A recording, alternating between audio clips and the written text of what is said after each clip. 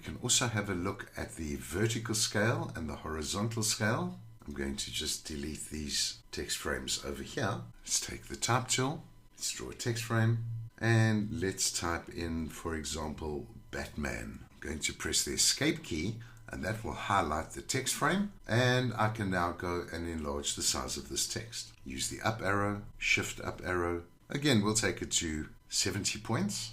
Let's go and change this font. We can actually change this font to Arial Black. We can now go and change the vertical scale. Vertical scaling is not going to change the size of the text, but it is going to stretch the vertical proportions of this font. We can see it's still 70 points, but it's become vertically higher. Also, very good formatting for a heading, but if you would like to add maybe a little bit of horizontal scaling, you certainly could do that. So we're stretching it vertically and horizontally.